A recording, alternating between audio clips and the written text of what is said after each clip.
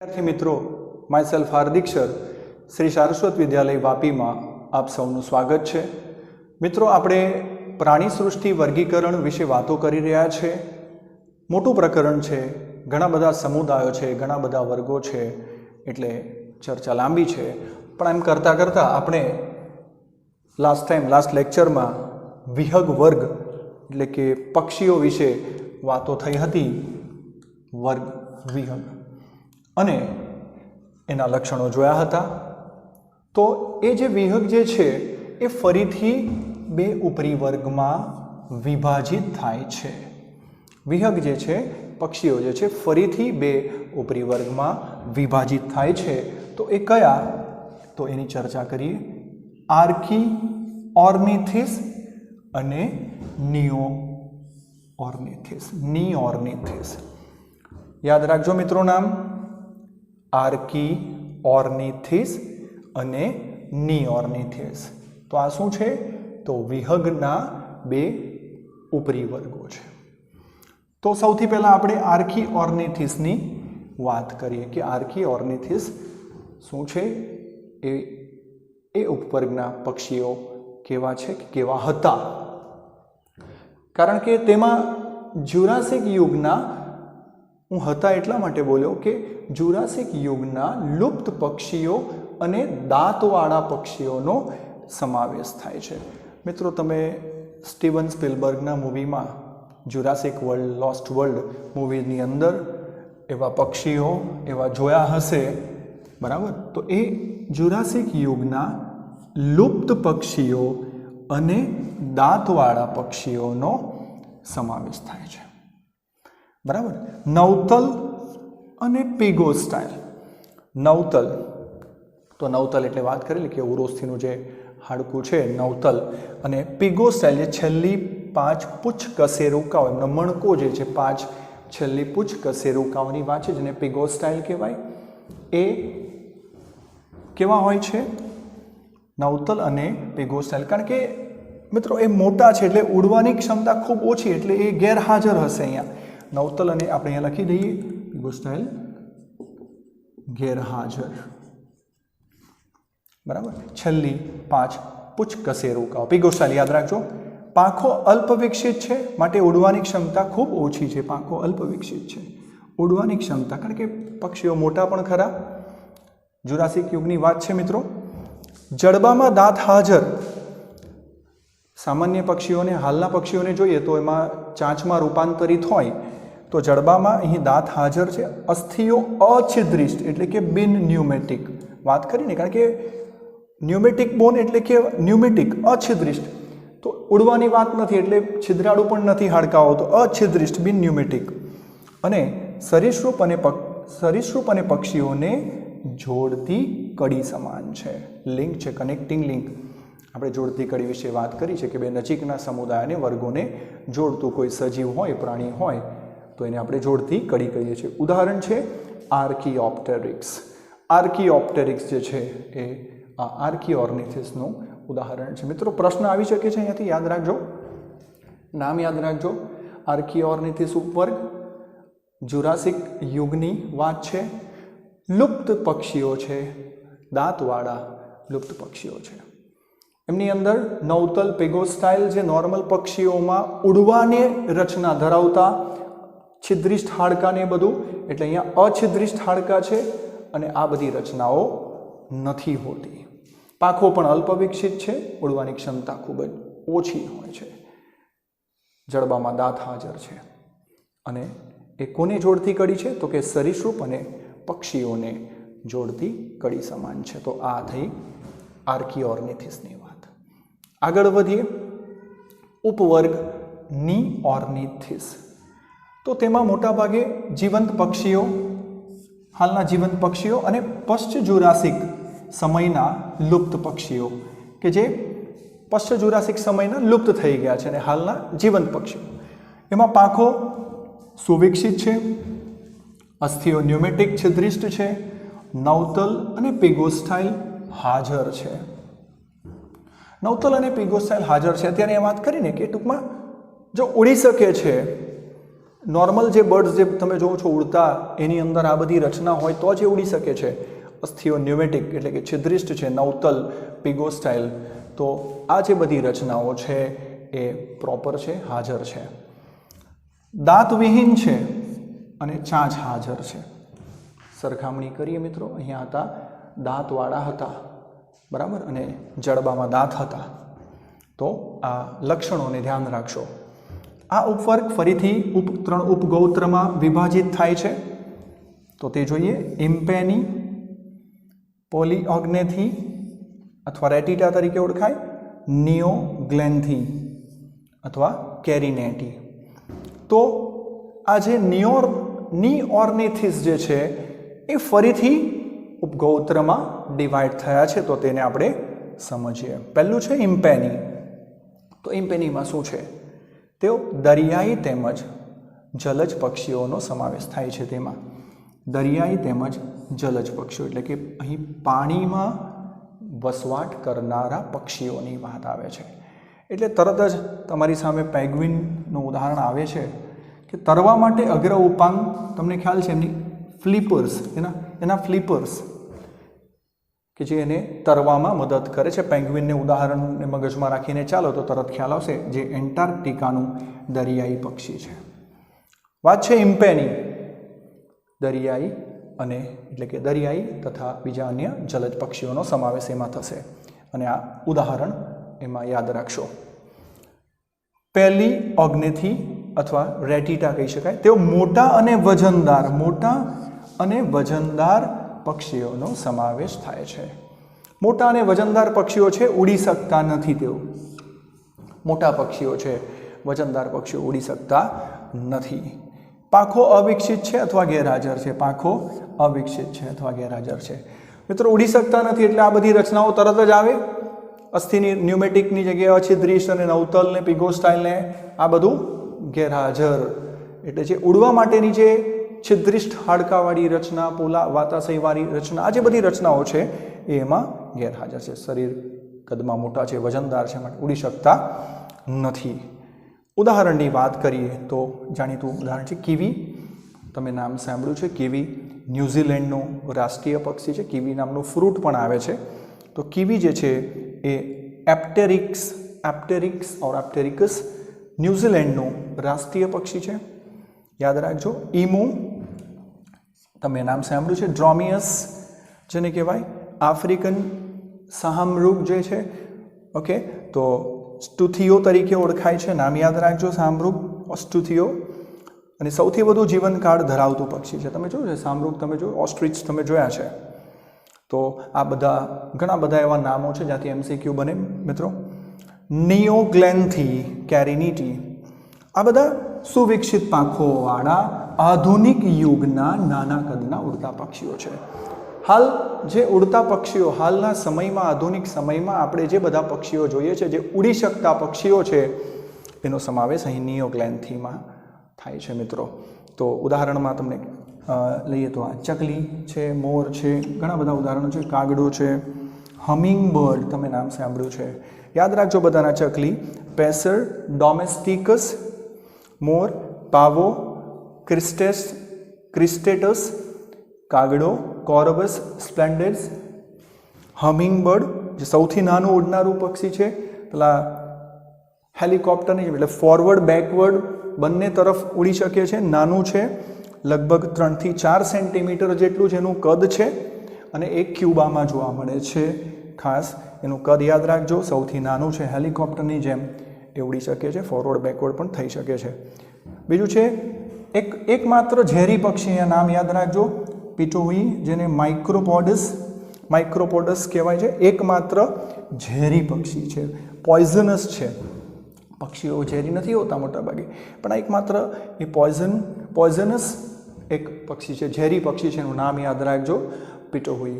તો મિત્રો આ થઈ વાત વિહગ વર્ગની, કે વર્ગ વિહગ જે છે એ ફરીથી 2 ઉપરી વર્ગમાં વિભાજિત થયો. નામ યાદ રાખીએ, આર્કીઓર્નિથિસ અને નિઓર્નિથિસ. આર્કીઓર્નિથિક્સમાં કોણ આવ્યું? તો કે જુરાસિક યુગના લુપ્ત થયેલા દાંતવાળા પક્ષીઓ આવ્યા. અને ઉદાહરણ આર્કીઓપ્ટેરિક્સ. નિઓર્નિથિક્સમાં જીવંત હાલના જીવંત પક્ષીઓ અને પશ્ચ જુરાસિક સમયના લુપ્ત પક્ષીઓ આવ્યા અને એમની અંદર બધી ઉડવા માટેની રચનાઓ હાજર હતી. બરાબર, કેટલાકમાં હતી, કેટલાક ન ઉડી શકના ભારે વજનદાર પક્ષીઓમાં એ રચના ન હતી. એ ફરીથી ડિવાઈડ થયા ઉપગોત્રમાં. તો એના ઉપગોત્ર આપણે જોયા, ઇમ્પેની, પેલિઓગ્નેથી અને નિયોગ્લેન્થી. ઇમ્પેનીમાં કોણ આવ્યું?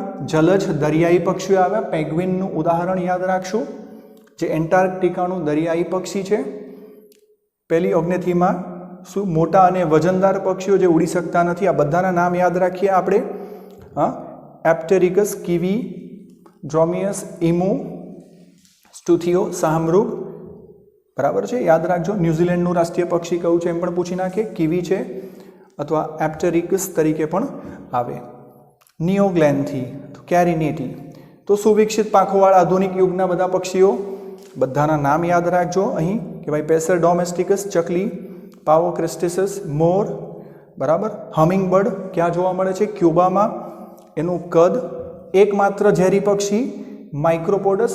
તો આવા ઘણા બધા એમસીક્યુ મિત્રો અહીંથી આવી શકે છે. આગળ વધીએ મિત્રો. હવે વર્ગ આવે છે સસ્તન, મામેલિયન. તો સસ્તન વર્ગનો જે અભ્યાસ છે મિત્રો એને કહેવાય મેમોલોજી. અને એની વિશિષ્ટતા છે તેઓ સ્તન ગ્રંથિ મેમરી ગ્લેન્ડ ધરાવે છે, માટે મેમેલિયન તરીકે ઓળખાય છે. અને એના અભ્યાસને મેમોલોજી કહે છે. સસ્તનના અભ્યાસને મેમોલોજી કહે છે. મિત્રો યાદ કરો, યાત્રા ખૂબ લાંબી ચાલી.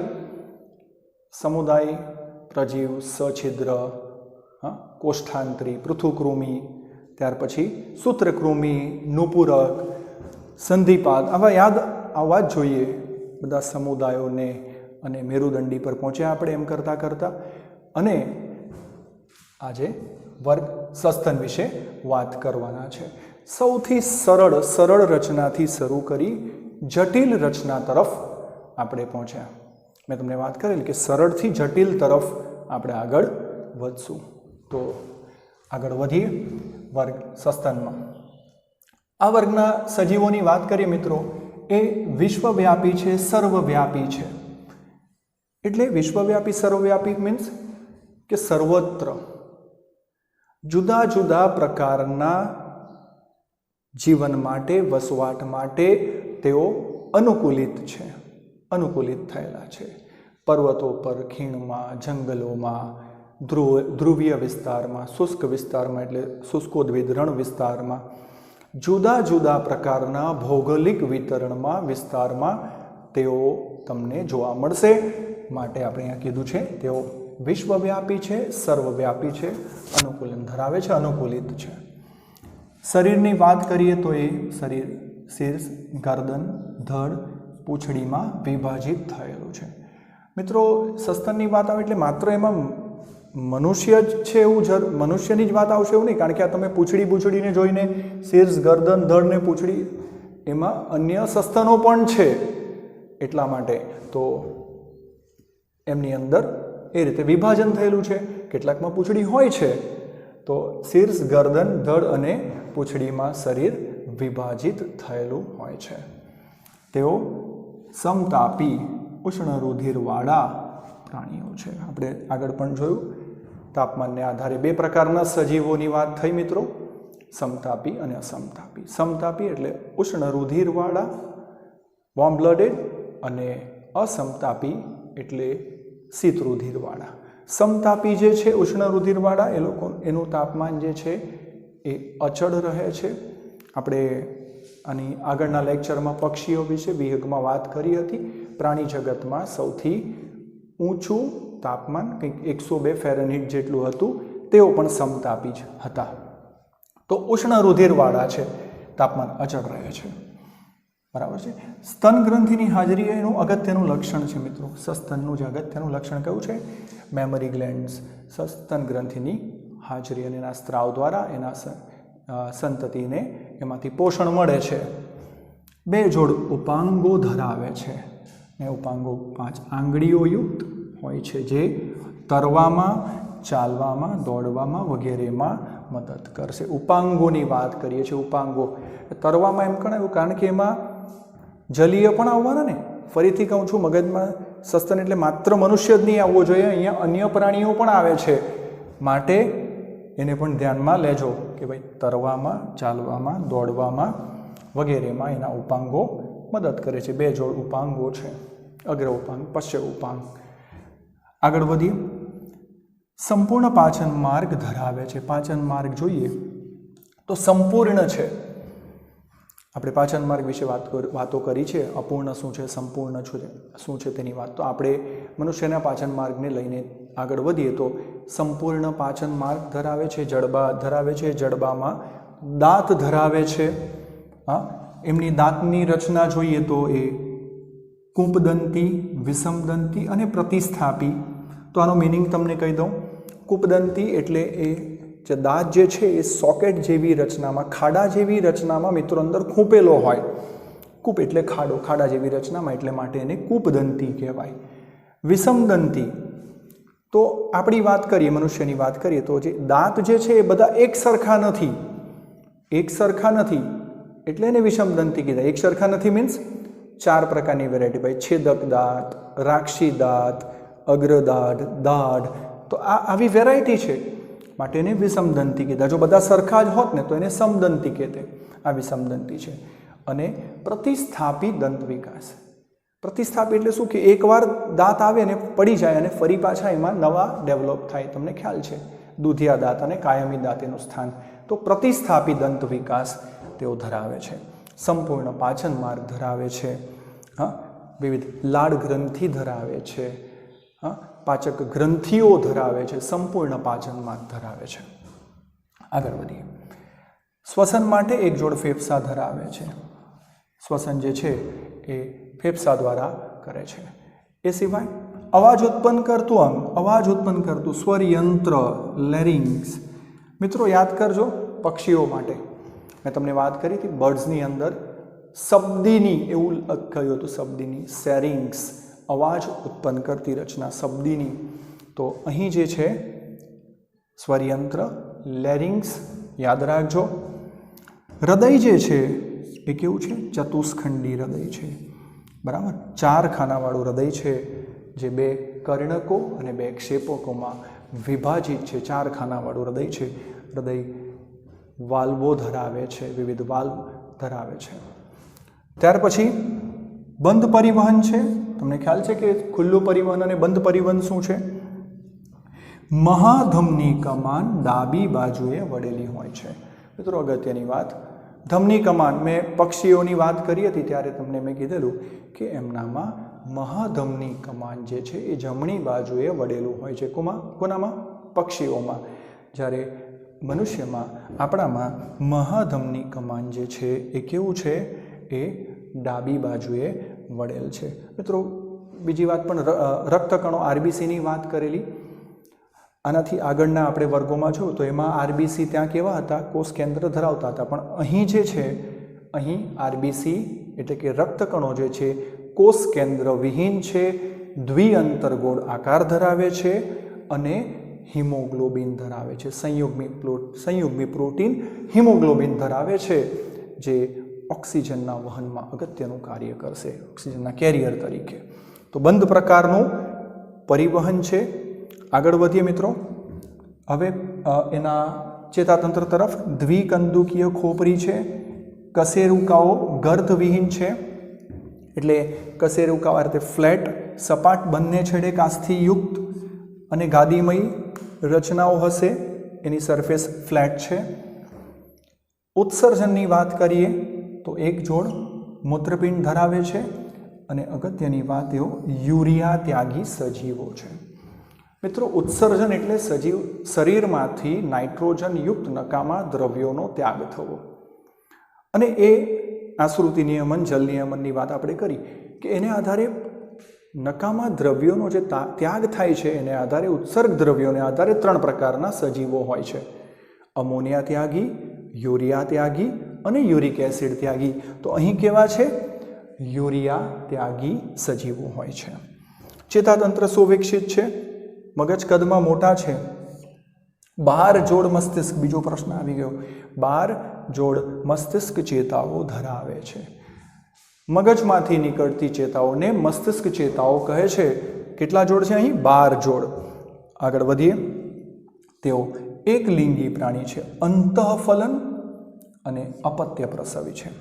મિત્રો, એક લિંગી પ્રાણી છે એટલે નર અને માદા જે છે બે જુદા સજીવ છે. જે સજીવ શુક્રપિંડ ધરાવે છે, એક જોડ શુક્રપિંડ ધરાવે છે તે નર છે, અને જે એક જોડ અંડપિંડ ધરાવે છે એ માદા છે. શુક્રપિંડ શુક્રકોષો ઉત્પન્ન કરે છે, અંડપિંડ જે છે અંડકોષો ઉત્પન્ન કરે છે, અને ફલન થાય છે, અંતઃફલન થાય છે, અને ત્યારબાદ ગર્ભાશયમાં અંડવાહિનીમાં ફલન થાય છે, અને ગર્ભાશયમાં ગર્ભનું સ્થાપન થાય છે. અને આ પ્રાણીઓ મોટે ભાગે અપત્ય પ્રસવી છે. તમે જાણો છો કે અંડ પ્રસવી, અપત્ય પ્રસવી એવા શબ્દો આવ્યા છે. ઈંડા દ્વારા બચ્ચાને જન્મ આપે તેને આપણે અંડ પ્રસવી કહેતા હતા. અહીં અપત્ય પ્રસવી એટલે સીધો બચ્ચાને જન્મ આપે, એ જે સંતતિ જે ઉત્પન્ન થાય છે એ સીધું જ એક્ઝેક્ટ લાઈક પેરેન્ટ જેવા જ હોય છે.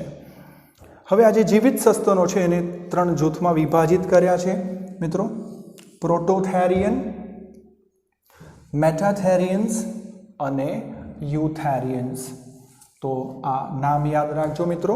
તો સૌથી પહેલાં પ્રોટોથેરિયન જે શું છે, અથવા મોનોટ્રીમસ, તો એ સરીસૃપ અને સસ્તનને જોડતી કડી છે.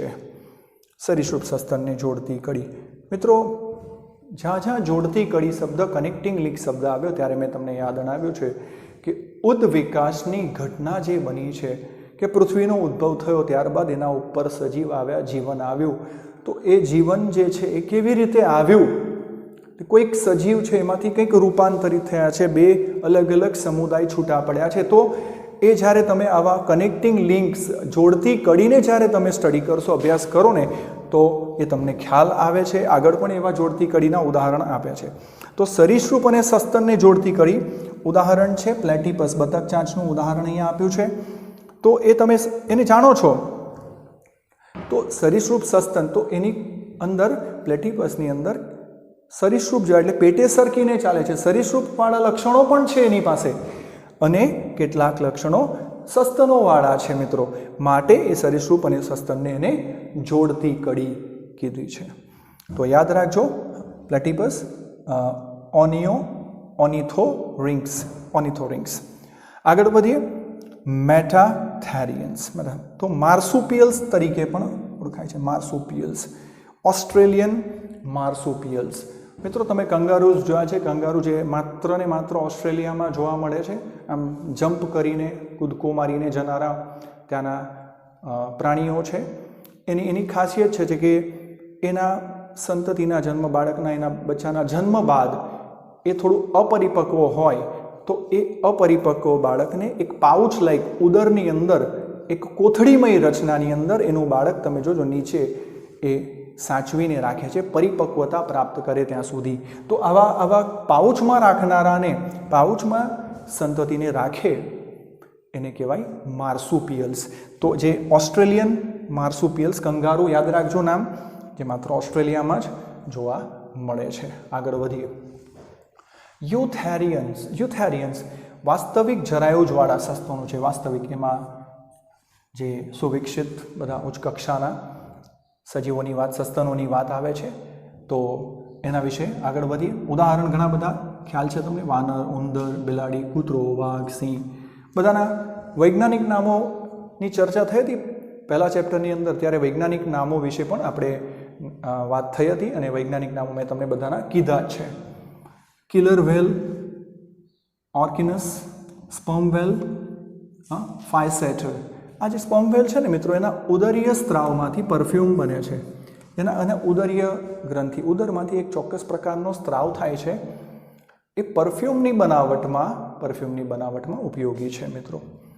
બ્લુ વેલ, બાલિનોપ્ટેરા મસ્ક્યુલસ, જે એન્ટાર્કટિક સમુદ્રમાં ખાસ જોવા મળે છે. હાથી, આપણે જાણીએ છીએ ઇન્ડિયન એલિફન્ટ, હાથી, એલિફસ, ઘોડો, એક્વસ. તો આ બધા એના ઉદાહરણો થયા. ઘણા બધા પ્રશ્નો મિત્રો અહીંથી બની રહ્યા છે. બરાબર. અને આપણી યાત્રા અહીં પૂર્ણ થાય છે. આપણે સરળથી જટિલ સજીવની યાત્રા, આખું પ્રાણી સૃષ્ટિનું વર્ગીકરણ જોયું અને પ્રજીવ સછિદ્રથી શરૂ કરીને સરળથી જટિલ વર્ગ સસ્તન સુધી આવી ગયા. પ્રશ્નો અહીંથી ઘણા બધા બની શકે છે. યાદ રાખજો આ શબ્દ મેમોલોજી, સસ્તનનો અભ્યાસ, એના ઉષ્ણ રુધિરવાળા છે ખાસ. ત્યારબાદ આ લેરિંગ્સ સ્વરયંત્ર, તેઓ યુરિયા ત્યાગી છે. યાદ રાખજો યુરિયા ત્યાગી સજીવો. 12 જોડ મસ્તિષ્ક ચેતા ધરાવે. ચતુષ્ખંડી હૃદય છે, બંધ પરિવહન છે. આ એક ખાસ પ્રશ્ન આવી છે. મહાધમની કમાન ડાબી બાજુએ વળેલ છે, એ પણ યાદ રાખજો મિત્રો. તદુપરાંત આ સરીસૃપ અને સસ્તનને જોડતી કડીનું નામ પ્લેટિપસ યાદ રાખજો. માર્સુપિયલ્સ વિશે મેં વાત કરી, પાઉચમાં બચ્ચાને સંગ્રહ રાખે, અપરિપક્વ બચ્ચાને સંગ્રહ સાચવે. અને વાસ્તવિક જરાયુત સસ્તનો છે આ યુથેરિયન્સ. તો મિત્રો આ પૂર્ણ થાય છે.